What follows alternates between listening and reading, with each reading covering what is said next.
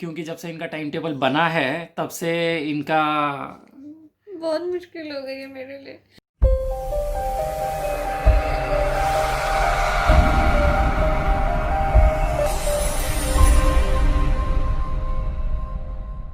Hey guys, welcome to our new vlog. और इस वाले व्लॉग के अंदर हम बात करेंगे प्रेगनेंसी के बारे में। जैसे जैसे ये टाइम थोड़ा सा बढ़ता जा रहा है, इनके रूटीन में क्या हमने चेंजेस किए हैं, क्योंकि पहले से भी पूछो मत। कुछ चेंजेस किए हैं, छोटे मोटे कुछ इतने चेंजेस करे हैं कि मैं परेशान हो गई हूँ। और अगर मैंने इसको फॉलो नहीं करा तो उससे ज्यादा परेशानी हो जाएगी। उससे ज्यादा परेशानी मुझे हो जाती है। तो गाइज, इस टाइम पे सबसे ज़्यादा ज़रूरी होता है अपने माइंड और बॉडी की केयर करना। और इसके लिए सबसे ज़्यादा ज़रूरी है अच्छा खाना, अच्छा केयर बॉडी का। आपको बताएंगे कि एग्जैक्टली हमने क्या क्या चेंजेस किए हैं इनके रूटीन में, और क्या क्या चीज़ें हैं जो कुछ चीज़ें ऐसी होती है जो हमें भी डॉक्टर से पता चलती हैं। हो सकता है आप में से जितने भी एक्सपेक्टिंग मदर्स हो उन सब के लिए ये चीज़ बहुत ज़्यादा यूज़फुल हो। एटलीस्ट जो चीज़ें हमें बताई गई हैं हम आपको डेफिनेटली बताएंगे। सबसे पहले स्टार्ट करते हैं इनके खाने के रूटीन से। अब क्या है कि खाने का रूटीन इनका कुछ ऐसा था कि मोस्टली कभी कभी मैं ऑफिस में हूँ और घर पे भी जब कोई इनको खाने को देता भी है तो भी कई बार क्या करती थी, रख लेती थी पास में, और कुछ एक दो बार ये स्किप कर जाती थी। तो मुझे खुद नहीं पता चलता था एग्जैक्टली कितनी बार इन्होंने स्किप किया। तो इसलिए अब I have made her routine more strict, और उसके लिए मैं आपको दिखाता हूँ कि एग्जैक्टली किया क्या है। इसमें क्या है कि मेरी चेकलिस्ट बना दी है इन्होंने। चेकलिस्ट में Monday, Wednesday, Thursday, Friday, Saturday पूरे हफ्ते का है। संडे को मैं फ्री रहती हूँ। संडे को क्योंकि ये मेरे कंट्रोल में होती है। सिंपल सी बात है क्योंकि ब्रेकफास्ट मुझे 8:30 से 9:30 बजे तक करना है। फिर स्नैक्स आता है, लंच है, स्नैक्स है, देन डिनर है। और ये जो बीच में है ना, ये आप देख रहे होंगे, ये प्रोटीन बिस्किट्स हैं। ये जो मार्क है, मुझे हर बीच में 2-2 प्रोटीन बिस्किट्स लेते हैं। तो गाइस, बेसिकली इसके अंदर क्या है कि इसके अंदर सुबह से लेकर शाम तक अप्रॉक्सीमेटली 12 घंटे का एक टाइम टेबल है। और 12 घंटे को 1 2 3 4 5 एटलीस्ट 5 मील्स बहुत ज़रूरी है, क्योंकि हर 2 या 2.5 घंटे में एक ना एक मील बहुत ज़रूरी है। आप देखेंगे ना तो हर 1 घंटे का टाइम है। 8:30 से 9:30 1 घंटे का, फिर 10:30 से 11:30 फिर 1 घंटे का, फिर 12:30 से 1:30, फिर फाइनली 1:30 से 4:30 का मुझे थोड़ा सा रेस्ट दिया है। उसमें मुझे रेस्ट का ऐसा कुछ नहीं है कि खाना नहीं है, उसमें मुझे खाना है प्रोटीन बिस्किट और जाके सो जाना है। और ये सारे देखिए, इसमें चेकलिस्ट है, इसमें मुझे टिक मार्क करना है। और अगर इनको टिक मार्क नहीं मिलता, देखिए जैसे तो इनके शाम को खैर नहीं होती, मेरी शाम को खैर नहीं होती। तो यहाँ पे बेसिकली हर वीक का एक है, और यहाँ पे है एक चेक मार्क। तो इनको खाने के बाद वो यहाँ पे टिक लगाना बहुत ज़रूरी है। इस पे टिक लगता है आफ्टर माई अप्रूवल। मैसेज करके पूछते हैं बकायदा। Guys, because she is entering into her last month, इस टाइम पे बहुत ज़्यादा ज़रूरी है प्रोटीन का इंटेक, बिकॉज इस टाइम पे बेबी का ग्रोथ सबसे ज़्यादा होता है। और इसीलिए मैंने इनका जो टाइम टेबल जो बनाया है वो उस तरीके से बनाया है कि कुछ ऐसी चीज़ें जो घर में अवेलेबल भी हैं, और बहुत ऐसी चीज़ें जो बन सकती हैं, और कुछ ऐसा स्टॉक ऑलरेडी सेट किया हुआ है घर में कि अगर इनको कुछ खाने का मन है और कुछ नहीं है घर में, तो एटलीस्ट ये कुछ खा सकें।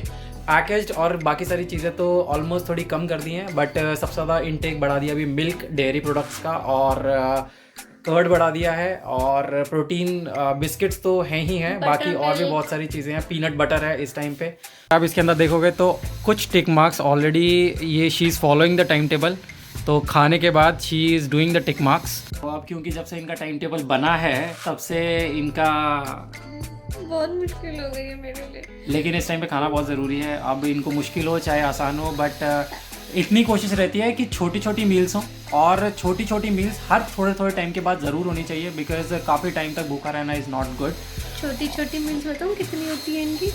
2 अगर फ्रूट्स भी खाने तो उसके साथ 2 एप्पल खाओ, 1 बनाना खाओ, 1 अमरूद खाओ, 1 ऑरेंज खाओ, और एक वो कस्टर्ड एप्पल, शरीफा जिसको बोलते हैं, वो छोटी मील है। ठीक है, छोटी मील रोटी में बताती हूँ। रोटी में आप छोटी मील कितनी खा लोगे? 1 खा लोगे, 1.5 खा लोगे। इनके हिसाब से 3 रोटी खानी है, ये छोटी मील है। दूध कितना पी लोगे? आधा गिलास, 1 गिलास, मेरे को 1.5 गिलास दूध पीना है। मिल्क इस टाइम पे बहुत ज़्यादा लेना ज़रूरी भी होता है। और दूसरी बात यह है कि अगर एक हेल्दी बॉडी जो होती है वो it depends upon the healthy diet. और इस टाइम पे डाइट जितनी ज़्यादा हेल्दी होगी, जितनी ज़्यादा अच्छी होगी, फिर भी इनकी बीच बीच में छोटी छोटी चीट मील्स रहती हैं। बर्गर रहता है, कभी कभी बीच बीच में कुछ ना कुछ खाने को रहता है, क्योंकि वो क्रेविंग का पार्ट हो जाती है। तो you can not deny it also. झूठे झूठे क्या, खाती नहीं हो? खाती हूँ लेकिन क्रेविंग नहीं होती मुझे। अच्छा, तो ऐसे ही खा लेती हूँ मैं। मैंने इनका टाइम टेबल सेट किया है, वो इस हिसाब से किया है कि जो बहुत ज़्यादा इंपॉर्टेंट न्यूट्रिएंट्स हैं जैसे वाइटामिन्स हैं, प्रोटीन्स है, एंड इस टाइम पे जैसे प्रोटीन का इंटेक एटलीस्ट 100 ग्राम्स हो तो बहुत अच्छा रहता है। आयरन का इंटेक एटलीस्ट 27 मिलीग्राम्स हो, विटामिन सी का इंटेक एटलीस्ट 50 मिलीग्राम्स हो, विटामिन डी मिलना चाहिए एटलीस्ट 15 mcg, और उसके बाद प्री नेटल वाइटामिन्स होते हैं अप्रॉक्सीमेटली 600 मिलीग्राम्स। तो प्री नेटल वाइटामिन तो जनरली डॉक्टर्स वैसे खुद भी प्रिस्क्राइब कर ही देते हैं, जिसको फॉलिक एसिड भी बोलते हैं। तो फॉलिक एसिड की जनरली दवाइयाँ डॉक्टर्स ऑलरेडी प्रिस्क्राइब कर देते हैं, लेकिन फिर भी ऐसा रहता है कि जितने नेचुरल सप्लीमेंट्स हो उतना ज़्यादा अच्छा होता है। तो इसलिए आई हैव इंक्लूडेड दलिया, बटर छाछ इन हर डाइट, क्योंकि बटर छाछ में अप्रॉक्सीमेटली 3.5 ग्राम प्रोटीन होता है in every 100 gram of container. और अगर बात करें दलिया की तो अप्रॉक्सीमेटली 12 ग्राम उसमें प्रोटीन होता है। एंड मॉर्निंग में आई हैव प्लान्ड कि सबसे ज़्यादा इनको प्रोटीन कंटेंट मिले, और इवनिंग में ज़्यादा मैंने इनका हैवी फूड नहीं रखा है, क्योंकि शाम को, क्योंकि क्या होता है कि प्रेगनेंसी में थोड़ा सा डाइजेस्टिव सिस्टम जो है थोड़ा स्लो हो जाता है, तो इतना बॉडी इतनी जल्दी डाइजेस्ट करती नहीं है। तो अगर रात को बहुत भारी खा के सोओगे तो it will not be good as far as pregnancy is concerned. तो रात को सिंपल एक मिल्क पीना बहुत अच्छा है, आप गर्म मिल्क पीजिए तो आपको नींद भी अच्छी आएगी, और body will also will have a soothing effect on it. और स्नैक्स 2 टाइम्स रखे हैं, एक टाइम स्नैक में फ्रूट्स का कंटेंट ज़्यादा रखा है, और एक में नट्स एंड लाइक काजू बादाम ये सब dry fruits and everything I have kept more in the quantity. और दोपहर को इनको एटलीस्ट एक सब्ज़ी तो ज़रूर खानी है, और उसके साथ एक कर्ड ज़रूर, बहुत ज़रूरी है। नॉन नेचुरल सप्लीमेंट है, वो आप सिर्फ डॉक्टर के प्रिस्क्रिप्शन से ही लीजिएगा। तो जो इनको प्रिस्क्राइब किए हैं वो ये ले रही हैं। ये सिर्फ एक नेचुरल खाना है जो जिसका टाइम टेबल मैं बना सकता हूँ और जो मैंने बनाया है, एंड काफ़ी दिनों से ये कर भी रही हैं। और इनकी शक्ल देख लो, देखो कितनी प्यारी शक्ल बन गई है। खाना तो पड़ेगा ही, इस टाइम पे खाना बहुत ज़रूरी है।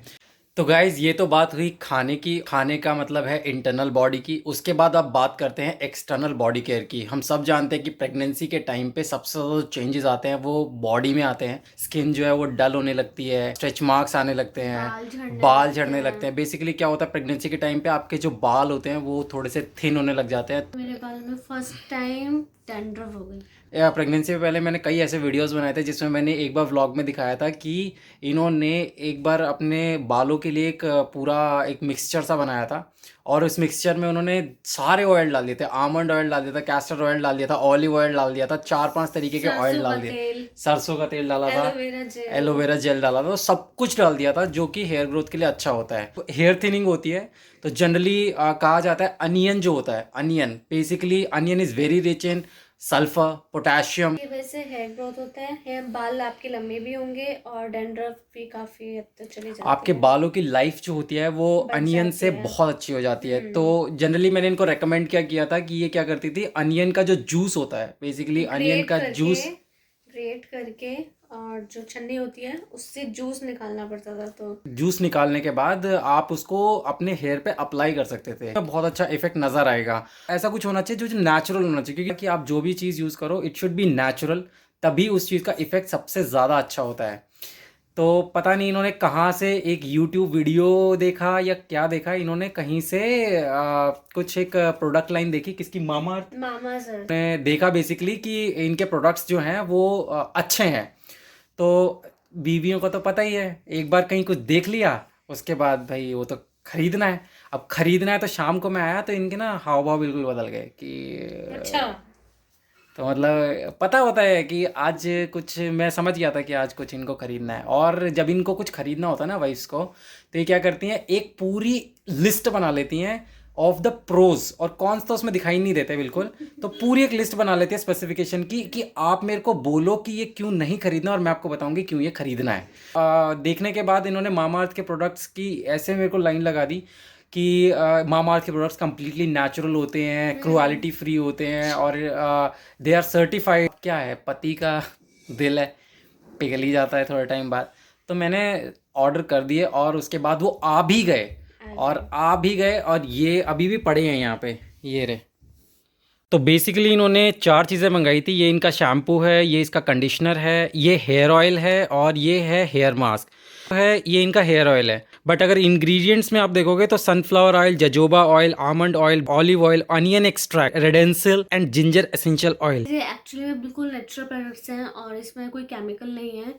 It's completely chemical free. तो मैं इसको आपको बताती हूँ कि इसको अप्लाई कैसे करते हैं। अभी देखिए, अब मेरे बाल अभी काफ़ी हद तक अजीब से डैंड्रफ हो रही हैं।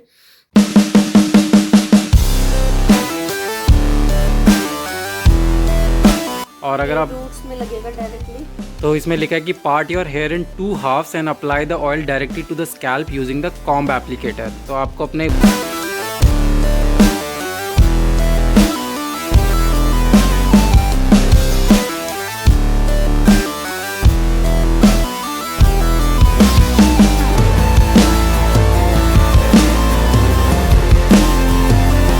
You have to leave it overnight for a few hours और उसके बाद आप इसको वॉश कर सकते हैं using this onion shampoo, sulphate free onion shampoo. Basically apart from being chemical free, Mamaearth is all about goodness inside. एक तो आप जब भी इनकी वेबसाइट से कुछ ऑर्डर करते हैं, they link it to a tree that they plant, और उस पेड़ की एग्जैक्ट जियो लोकेशन, उसकी पिक्चर और उसका स्पीशीज का नाम वो आपको सेंड कर देते हैं। दूसरी चीज है basically being plastic positive, Mamaearth recycle more plastic than they use.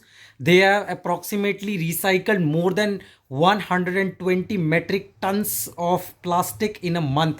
और उससे बड़ी बात गाइस, जहाँ से मैंने खरीदा था, जिसका मैंने देखा था, मैंने उस के ऊपर 20% का ऑफ लिया था उनका कूपन कोड यूज़ करके।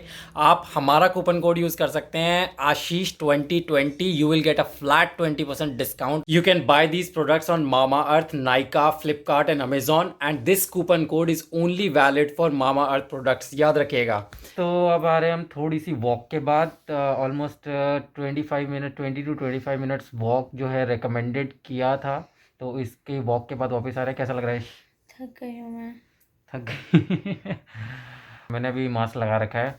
अच्छा गाइस, एक चीज़ और रह गई थी, आई थिंक एक चीज़ और कंप्लीट करनी थी बॉडी केयर में, स्ट्रेच मार्क्स। तो बेसिकली स्ट्रेच मार्क्स के लिए कोई भी क्रीम या ऑयल जो भी रिकमेंडेड हो बाय फिजिशियन, आप वही यूज़ कीजिए। सेकेंड ट्राइमेस्टर से शुरू कर देना चाहिए, क्योंकि उससे क्या होता है कि विजिबिलिटी थोड़ी कम रहती है, तो उतना ही ज़्यादा इफेक्ट भी आता है फिर उस चीज़ का। सुबह शाम जैसे आपको फिजिशियन आपका बोले वैसे ही आपको लगाना है वो। सिमिलरली बॉडी वॉश भी इनको बेसिकली डॉक्टर ने रेकमेंड जो किया है वही वाला यूज़ करती हैं। तो आप भी अपने फिजिशियन के रिकमेंडेशन के हिसाब से ही उसको यूज़ कीजिए, क्योंकि कई बार क्या होता है किसी किसी की स्किन बहुत ज़्यादा सेंसिटिव होती है। तो हर मेरी बहुत सेंसिटिव स्किन है, मेरे को कोई भी चीज़ सूट नहीं करती है। तो इसीलिए जो भी आप यूज़ करो, मेक श्योर कि it is good and natural. काफ़ी मेरे पास डीएम्स थे कि भाई फेस जो है वो प्रेगनेंसी में डल हो जाता है। तो उसका मेन रीज़न ये होता है कि या तो आप पानी नहीं पी रहे हो, अच्छे से जूसेस नहीं ले रहे हो, सैलड या फ्रूट्स नहीं खा रहे हो। प्रेगनेंसी में फेस डल होना आम बात है, हो भी जाता है, किसी की ग्लो आ जाता है, किसी का डल हो जाता है। तो सबसे बेस्ट तरीका यही है कि आप पानी पीजिए अच्छे से कम 2 लीटर पानी तो पीजिए ही पीजिए, चाहे जो हो जाए। और उसके अलावा आप अपने हिसाब से फ्रूट्स खा सकते हैं, जूस ले सकते हैं, बाकी अपनी क्रेविंग अच्छे से पूरी करना। हाँ, ये तो ये इनकी क्रेविंग तो सिर्फ चाट, गोलगप्पे, चॉकलेट, आइसक्रीम। जैसे हम डॉक्टर के विजिट्स के लिए भी गए थे, तो उन्होंने कई फिजियोथेरेपी सेशन के लिए भेजा था। तो उस फिजियोथेरेपी सेशन में उन्होंने कुछ एक्सरसाइजेज बताई थी, बहुत ही लाइट एक्सरसाइजेज थी। लेकिन अभी हम आपको वो नहीं बता सकते। नहीं, क्योंकि 2-3 रीज़न है नहीं बताने के। वो इसलिए हैं क्योंकि प्रेगनेंसी में एक्सरसाइज करनी चाहिए कि नहीं करनी चाहिए वो आपके फिजिशियन ही बता सकते हैं। वो भी बात है, प्लस आपके फिजिशियन आपकी बॉडी के बारे में ज़्यादा जानते हैं। प्रेगनेंसी हर लेडी की प्रेगनेंसी अलग होती है, तो हर एक्सरसाइजेस भी अलग होती है, पेन अलग होता है। तो जितना हो सके अपने फिजिशियन से एक्सरसाइजेस के बारे में पूछिए, फिजियोथेरेपी सेशन लीजिए, तो उससे आपको पता चलेगा कि पेन रिड्यूस कैसे करना है। और सबसे ज़रूरी नींद पूरी लीजिए। नींद जो है वो तो कम्प्लीटली होनी चाहिए। मेरे को सच बताऊँ, मेरे को नींद नहीं आती है प्रेगनेंसी में। अभी नींद मेरी उड़ी हुई है। ये रात को मेरे रात को मुझे जगा देती है। नहीं, सच में मेरे को नींद नहीं आती है। लेकिन अगर आपको नींद अच्छे से आती है तो अच्छे से नींद को पूरी लीजिए। उससे फेस पे ग्लो भी आएगा और बॉडी हेक्टिक नहीं होगी और दर्द भी कम होगा। और अगर रात को नींद पूरी नहीं हो पाती है तो जैसे ये ट्राई करती हैं तो कोशिश कीजिए कि आप किसी और आवर ऑफ द डे में अच्छे से एक नींद लें, और जितनी ज़्यादा नींद लेंगे उतना ज़्यादा अच्छा होगा। मतलब ऐसा भी नहीं करना है कि बिल्कुल सोते ही रह गए, नहीं वो भी नहीं करना, वो भी नहीं करना है। मैक्स टू मैक्स 8 आवर्स की नींद पूरी बहुत होती है। 8 आवर्स की कंप्लीट नींद हो जाए। अगर आपकी नहीं हो पाती है तो हम कोशिश यही करते हैं कि ये दोपहर को सो जाएं ताकि इनकी नींद जो दिन का कोटा है वो कंप्लीट हो जाए। तीसरी चीज़ जो आती है वो होती है माइंड। प्रेगनेंसी में दोनों चीज़ें बहुत इंपॉर्टेंट है, चाहे वो बॉडी हो चाहे वो माइंड हो, दोनों का रिलैक्स होना बहुत ज़रूरी है। तो बॉडी तो रिलैक्स हो जाएगी खाना अगर आप अच्छा खाएंगे और एक्सरसाइज अगर आप अच्छी करेंगे। तीसरी चीज़ आती है वो है माइंड। तो माइंड को रिलैक्स करने के लिए सबसे अच्छी बात ये होती है कि म्यूज़िक। बेसिकली अगर आप म्यूज़िक सुन रहे हैं तो आप अपने बेबी के साथ बहुत अच्छे से कनेक्ट कर सकते हैं। ऐसा म्यूजिक सुनिए, अपना फेवरेट शोज देखिए, लेकिन क्राइम शोज नहीं देखने हैं। मैंने पहले भी आई थिंक बताया हुआ है, क्राइम शोज नहीं देखने हैं। और मूवीज़ देखिए, अच्छी मूवीज़ देखिए, कार्टून्स देखिए। और अपने रिलीजन बुक अगर नहीं पढ़ी जाती है तो यूट्यूब पे आप सुन सकते हैं उसको। और अच्छे मेलोडियस सॉन्ग सुनिए, ज़्यादा थड़क फड़क नहीं सुनना है क्योंकि कानों में पेन रहने का डर रहता है। और एक और चीज़, सबसे ज़्यादा कानों में आवाज़ नहीं जानी चाहिए। कोशिश कीजिए कि हर चीज़ वॉल्यूम थोड़ा कम ही रहे क्योंकि बेबी के माइंड पे और कान पे बहुत असर पड़ता है। और जहाँ माइंड और बॉडी दोनों रिलैक्स हो जाते हैं वहाँ सब कुछ अच्छा होता है। तो गाइज आई थिंक ये व्लॉग जो है आपके लिए बहुत बहुत बहुत यूज़फुल हुआ होगा। बहुत कोशिश की हमने, जितना हम जानते थे उतना हमें बताने की। बट एक चीज़ हमेशा याद रखिएगा, वी आर नॉट एक्सपर्ट्स। तो हम सिर्फ आपको अपनी एक राय दे रहे हैं। जितना हमारा खुद का एक्सपीरियंस था वो हमने आपके साथ शेयर किया है। प्रेगनेंसी में कुछ भी हो, कोई भी चीज़ हो, प्लीज़ ट्राई कि आप अपने फिजिशियन की रिकमेंडेशन के हिसाब से ही करें, किसी और के रिकमेंडेशन से कुछ मत करें। Okay guys, bye bye, thank you, take care. बहुत बहुत बहुत बहुत बहुत बहुत शुक्रिया। और जो भी एक्सपेक्टिंग मदर्स है उनको ऑल द बेस्ट। एंड ये फेज़ आपका बहुत अच्छा फेज़ है and enjoy it. Okay guys, bye bye, good night, शब्बा खैर। ज़रूर बताइएगा आपको ये कैसा लगा। और मिलते हैं नेक्स्ट व्लॉग में। दैट विल बी द करवा चौथ व्लॉग।